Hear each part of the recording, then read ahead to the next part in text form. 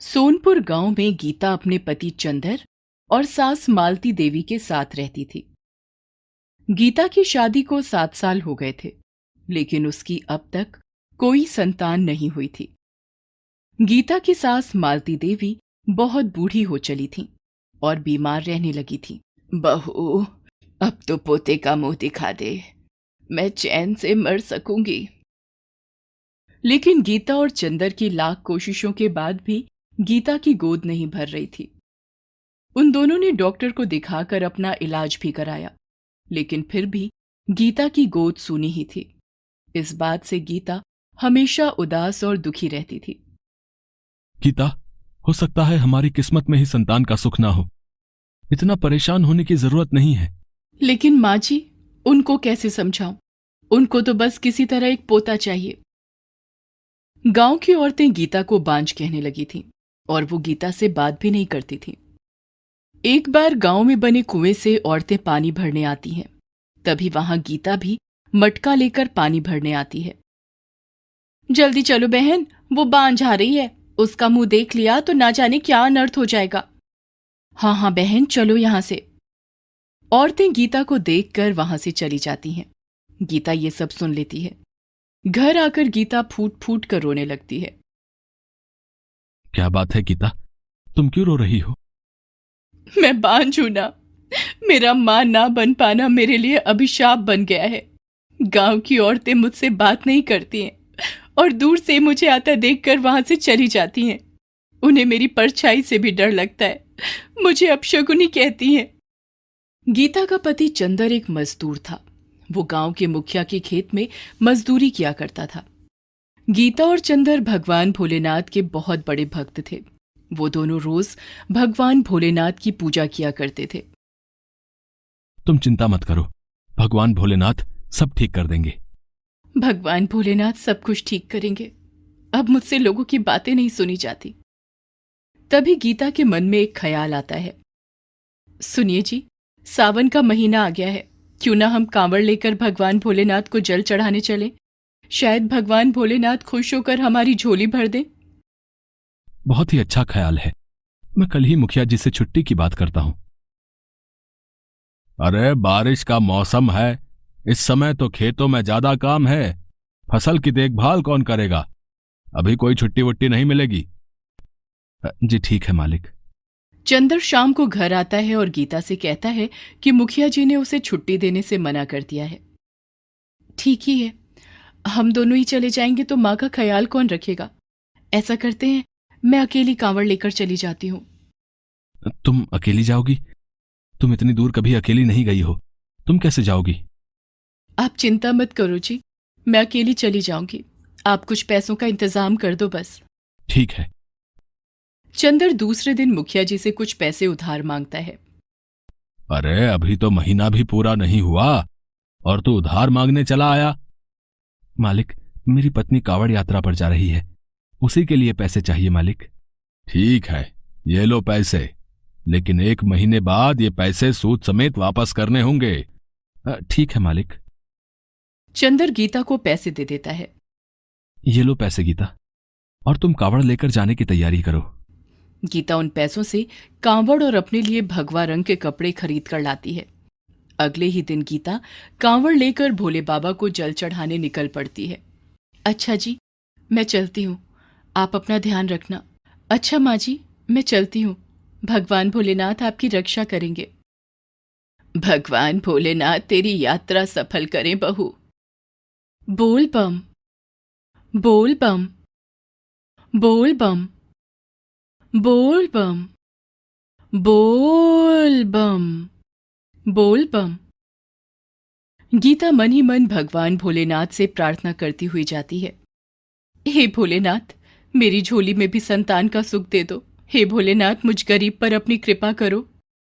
चलते चलते गीता थक जाती तो रास्ते में रुककर आराम कर लेती। रास्ते में उसे कांवड़ लेकर जाने वाले दूसरे श्रद्धालु भी मिलते हैं। उन लोगों के साथ चलते चलते गीता को पता ही नहीं चला कि उसने कितना लंबा सफर तय कर लिया है।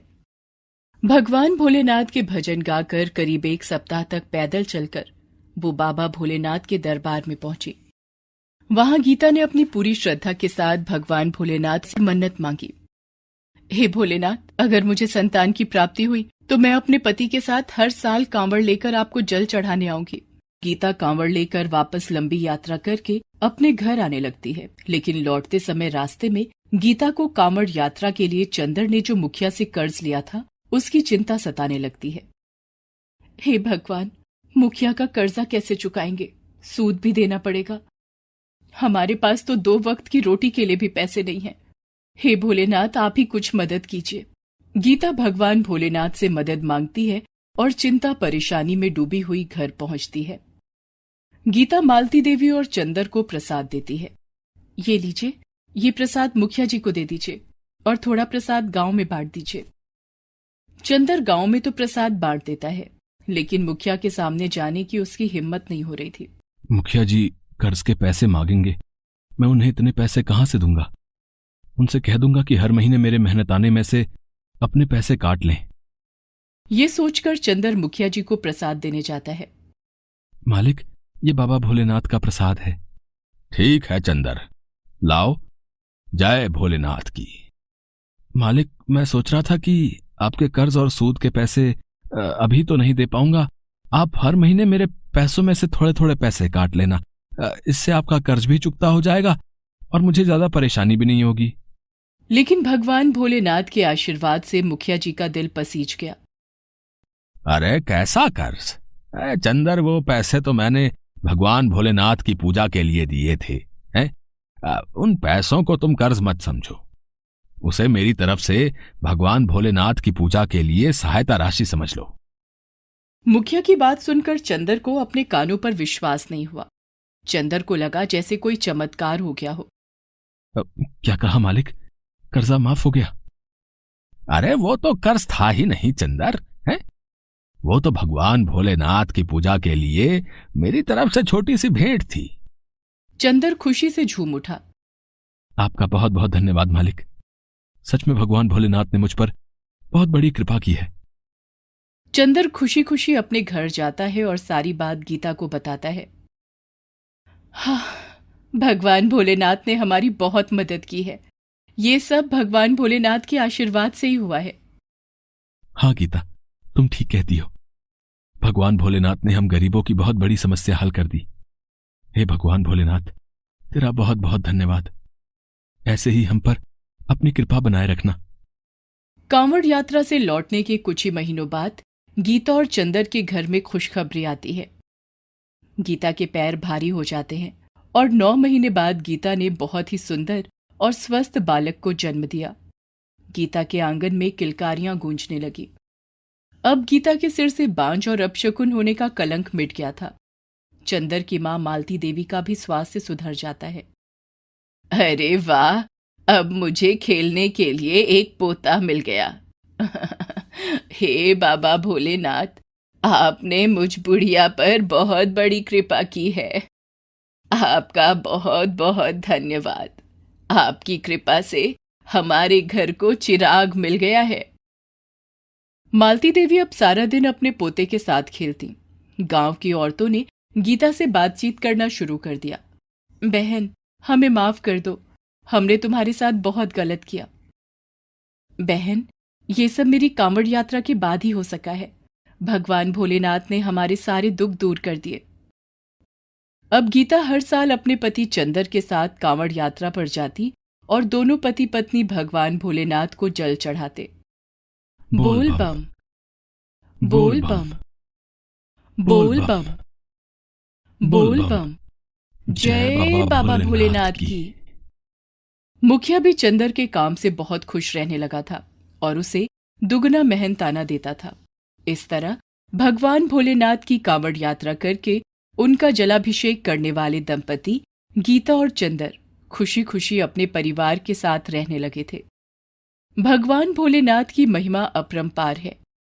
बोलो भगवान भोलेनाथ की जय। गरीब रिक्शा वाले की कांवड़ यात्रा। दीनानाथ रिक्शा चलाकर अपना और अपने परिवार का गुजारा करता था। दीनानाथ के परिवार में उसकी पत्नी शांति और 3 साल का बेटा पारस रहता था। पारस जन्म से ही गूंगा और बहरा था। वो ना तो कुछ बोल सकता था और ना ही कुछ सुन सकता था। दीनानाथ और शांति को पारस की बहुत चिंता रहती थी। भगवान ने भी हम गरीबों के साथ कितना बड़ा मजाक किया है। औलाद तो दी लेकिन उसका सुख नहीं दिया। हमारे बाद पारस का क्या होगा? इसका गुजारा कैसे चलेगा? दीनानाथ और शांति को भगवान भोलेनाथ पर बहुत विश्वास था और वे दोनों भगवान भोलेनाथ की पूजा किया करते थे। हे भोलेनाथ, एक ही संतान है, वो भी गूंगा और बहरा। ऐसी संतान देकर आपने हमें जीवन भर का दुख दे दिया है प्रभु। इस दुख से तुम ही हमें मुक्ति दिलाओ प्रभु। इतना कहकर दीनानाथ की आंखों से आंसू छलक पड़ते हैं। दीनानाथ रोज सबसे पहले भगवान भोलेनाथ की आराधना करता, उसके बाद दिन भर रिक्शा चलाता था। आइए आइए बाबूजी, कहाँ जाना है मैं छोड़ दूंगा। अरे कालीबाड़ी चलोगे? हाँ चलेंगे ना बाबूजी, बैठिए।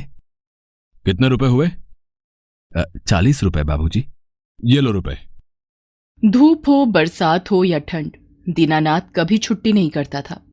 मौसम चाहे कितना भी खराब क्यों ना हो, वो रोज रिक्शा लेकर सड़क पर निकल पड़ता और सवारियों को बुलाता।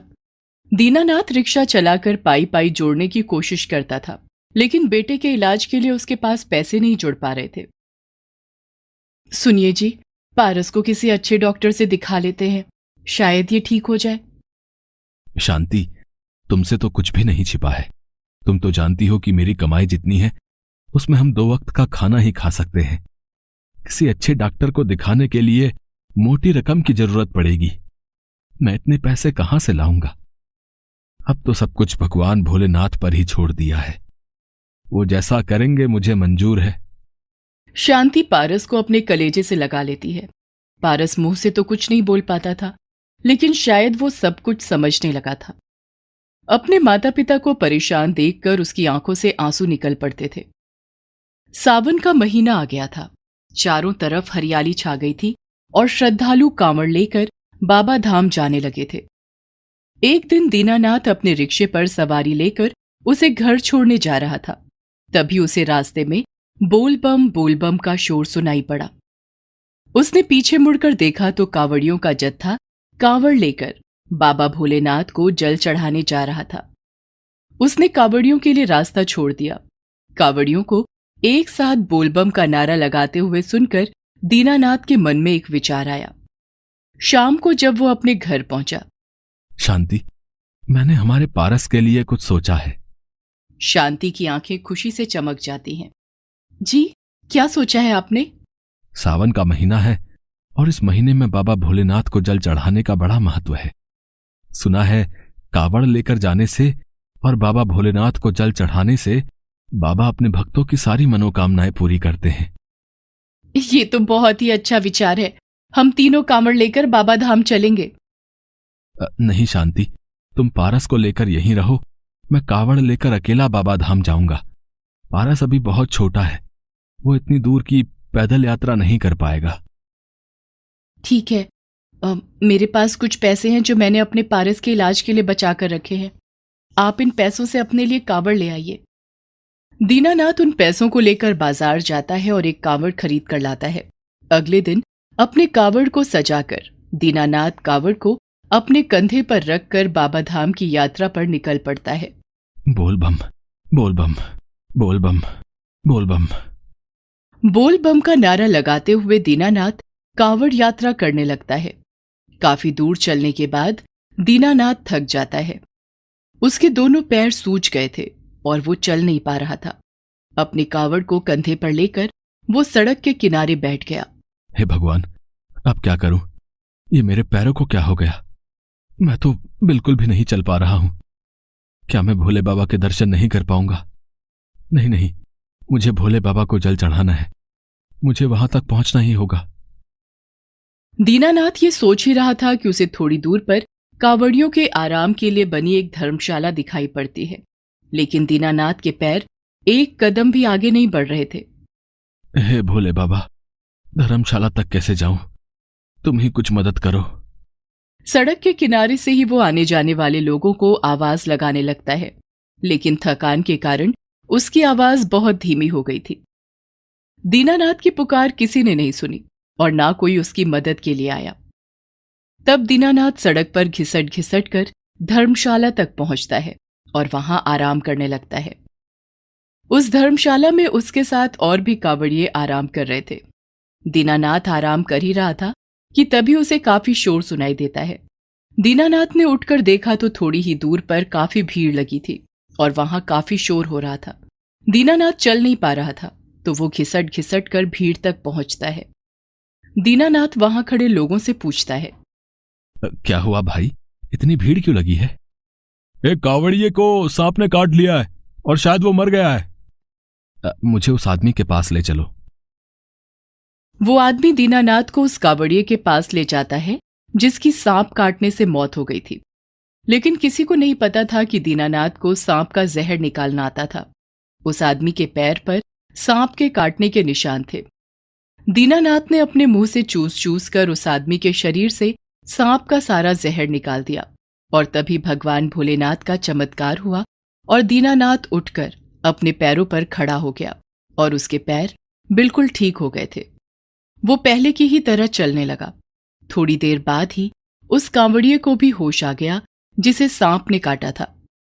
ये देखकर वहां मौजूद कांवड़िए बोल बम का नारा लगाने लगे और दीनानाथ की तारीफ करने लगे। बोल बम बोल बम बोल बम बोल बम। वाह भाई, तुम तो भगवान बनकर आए हो। तुमने तो इसकी जान बचा ली, हमने तो इसे मरा हुआ समझ लिया था। मैंने कुछ भी नहीं किया, ये तो भोले बाबा का चमत्कार है। मैंने तो बस कोशिश की थी और भोले बाबा ने मेरी कोशिश की लाज रख ली। जिस कांवड़िए को सांप ने काटा था वो अब बिल्कुल ठीक था और उसने दीनानाथ का बहुत धन्यवाद किया। अगले दिन सभी कांवड़ियों के साथ दीनानाथ अपनी कांवड़ लेकर यात्रा पर निकल पड़ा। बोल बम बोल बम बोल बम बोल बम बोल बम बोल बम बोल बम बोल बम। बोल बम का नारा लगाते हुए कुछ दिनों में दीनानाथ सभी कांवड़ियों के साथ बाबा धाम पहुंच गया और उसने बड़ी श्रद्धा के साथ बाबा भोलेनाथ को जल चढ़ाया। हे बाबा भोलेनाथ, मेरे बेटे पारस को ठीक कर दो बाबा। मेरी छोटी सी दुनिया है, उसे खुशियों से भर दो बाबा भोलेनाथ। मैं जिंदगी भर आपकी सेवा करूंगा और आपके दर्शन करने आऊंगा। दीनानाथ जल चढ़ाने के बाद अपना कांवड़ लेकर घर आ जाता है, लेकिन घर आने के बाद उसकी खुशी का ठिकाना न रहा। कई दिनों से शांति पारस को बोलना सिखा रही थी और एक दिन अचानक पारस के मुंह से बाबा सुनकर शांति और दीनानाथ खुशी से नाच पड़ते हैं। शांति, सुना तुमने? पारस ने बाबा बोला है। हाँ, ये सब भोले बाबा के आशीर्वाद से हुआ है। आप कांवड़ लेकर जल चढ़ाने गए थे ना, तभी पारस ने सबसे पहले बाबा का नाम लिया। उस रात जब दीनानाथ सो गया तब उसके सपने में भोले बाबा आए। दीनानाथ, अपनी कांवड़ यात्रा के दौरान तुमने एक कांवड़िए को मरने से बचाया था। उसी पुण्य के फलस्वरूप मैंने तुम्हारे बेटे को ठीक कर दिया है। तुम्हारा बेटा बहुत तेजस्वी बालक होगा और आगे चलकर वो तुम्हारी और शांति की बहुत सेवा करेगा। तुम दोनों का नाम रोशन करेगा। सपना खत्म होते ही दीनानाथ की नींद खुल गई और उसने शांति को सब कुछ बताया। दोनों पति पत्नी ने हाथ जोड़कर भोले बाबा को याद किया और उन्हें प्रणाम किया। जय भोले बाबा की। बम बम भोले, बम बम भोले। पारस अब बोलने लगा था और सुनने भी लगा था। दीनानाथ और शांति के दुख के दिन दूर हो गए थे। दीनानाथ ने पारस का नाम स्कूल में लिखवा दिया था। पारस ने पढ़ना लिखना शुरू कर दिया था। भोले बाबा के आशीर्वाद से दीनानाथ और शांति के गरीबी के दिन भी दूर हो गए थे। भोले बाबा का आशीर्वाद पाने के लिए अब दीनानाथ हर साल शांति और पारस के साथ कांवड़ यात्रा पर जाता और भोले बाबा को जल चढ़ाता था। बोल बम बोल बम बोल बम बोल बम बोल बम बोल बम बोल बम बोल बम बोल बम बोल बम बोल बम बोल बम। हे भोले बाबा, अपना आशीर्वाद इसी तरह बनाए रखना। जय बाबा भोलेनाथ की। ओम नमः शिवाय। जय बाबा भोलेनाथ की।